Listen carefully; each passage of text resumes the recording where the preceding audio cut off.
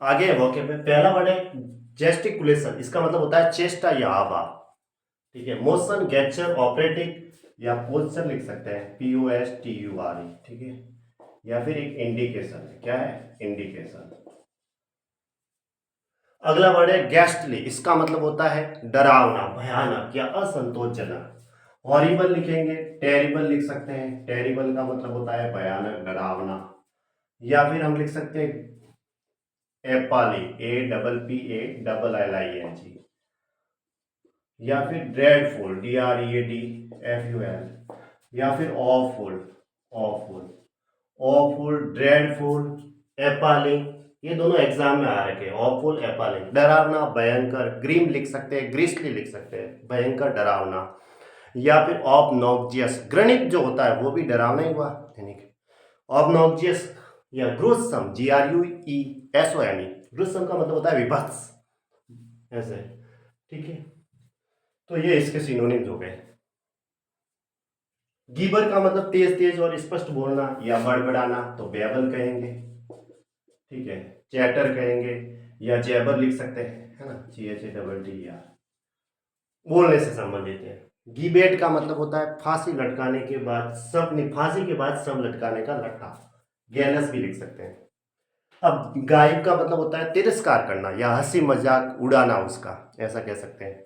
तो उसके लिए वर्ड आता है मोक, किसी का मजाक उड़ाना। उसके लिए वर्ड आता है डिराइड करना या उसकी आलोचना कर रहे हैं, तो पिलोरी कह सकते हैं। या चिढ़ाना, उसको टॉन्ट लिख सकते हैं।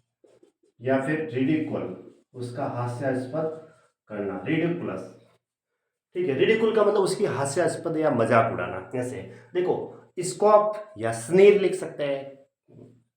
स्कॉप का मतलब उसका मजाक उड़ाना, हंसी मजाक से संबंध। देखो स्कॉप है, पिलोरी है, डिराइड है, इसके साथ अगर हम स्कॉप के साथ एड प्रीपोजिशन लगाते हैं तो इसका मतलब होता है किसी का मजाक उड़ाना, उसके ऊपर हंसना।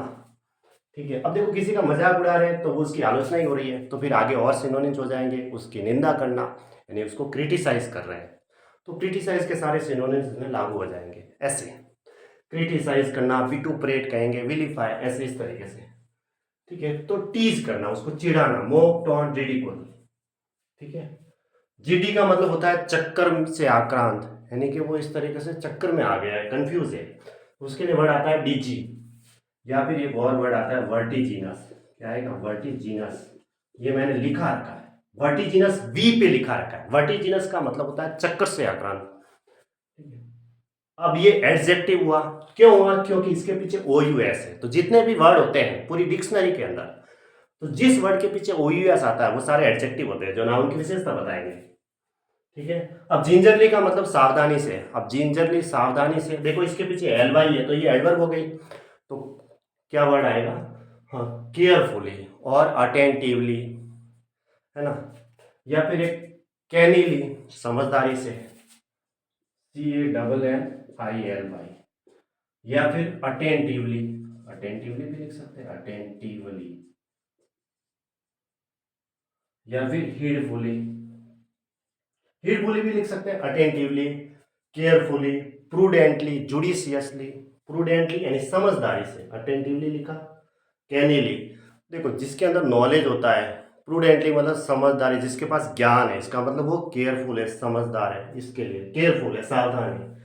ठीक है, तो हेडफुली भी लिख सकते हैं, सावधानी से, अटेंटिवली, कैनिली, केयरफुली। ओके, सर्क्यूमिस्पेक्ट, इसका मतलब होता है अलर्ट, उससे रिलेटेड ये वर्ड है। इसके पीछे एल वाई है तो ये एक एडवर्ब हो गई। ठीक है, और भी लिख सकते हैं, हीडफुली लिख सकते हैं, वॉचफुली लिख सकते हैं, निगरानी रख रहे हैं तो वॉचफुली, हीडफुली, ऐसे हीडफुली। ओके, अब आता है वर्ड गिस्ट, एग्जाम में आ रखा है, इसका मतलब होता है समराइज, सारांश, सारांश। इसेंस लिख सकते हैं। या फिर एक वर्ड आता है क्विंटेसेंस, इसका मतलब होता है वस्तु का सारांश, ये लिख देता हूं मैं। ठीक है, QUINTESSENC। ठीक है, क्विंटेसेंस का मतलब क्या होता है, वस्तु का सारांश, बस ये याद रखो। या फिर एक इसका मीनिंग होता है कानूनी कार्रवाई का आधार। अब देखो सारांश है तो एब्रेविएट, एब्रीज, समराइज, एपिटोमाइज, गिस्ट, ऐसे इस तरीके, लाकोनिक, कॉन्साइज, सक्सेंट, ब्रीफ, इस तरीके से। ठीक है, इसेंस का मतलब होता है सारांश। क्विंटेसेंस, ये भी वर्ड एग्जाम में आ रखा है। ग्लेस का मतलब होता है ग्लॉस करना, सिर्फ कांच लगाना, ठीक है, या फिर जगमगाना, SHIMMER, चकमकाना, ऐसे इस तरीके से, सिमर, ग्लॉस, या फिर लस्ट्र, LUSTR, ये, ठीक है, जगमगाना, चमचमकाना, ऐसे ऐसे कांच लगाना। ग्लीन का मतलब होता है पता लगाना, थोड़ी थोड़ी करके कोई चीज एकत्रित करना या पता लगाना या सीखना, ठीक है, उसके लिए वर्ड आएगा, पता लगा रहे हैं तो फाइंड आउट कर रहे हैं, ठीक है, या फिर उसको सेलेक्ट कर रहे हैं कोई चीज के लिए, ठीक है, और प्राप्त कर रहे हैं तो ऑब्टेन भी आएगा, या फिर चयन करना के लिए एक और वर्ड आता है पुल, इसका मतलब होता है चयन करना, ठीक है, और उसके लिए वर्ड आएगा एक्सट्रैक्ट या डिराइव, ठीक है। अब CULL, इसका मतलब होता है चयन करना, कुल का मतलब क्या होता है, चयन करना, ठीक है। सेलेक्ट कह सकते हैं, चूज कह सकते हैं, फाइंड आउट कह सकते हैं, ऑब्टेन प्राप्त करना, ओके, फाइंड आउट। ग्लीब का मतलब बहुभाषी, मतलब जो ज्यादा बोलता है उससे रिलेटेड वर्ड, बहुभाषी, जो ज्यादा भाषा बोलता है, उसके लिए वर्ड आया था फ्लुएंट या फिर लॉक्वेशियस। लॉक्वेशियस, LOQUACIOUS, OUS है तो ये एडजेक्टिव हो गया। वॉल्यूबल, बस ये 3 वर्ड याद रखो, इससे पता चल जाएगा, ठीक है।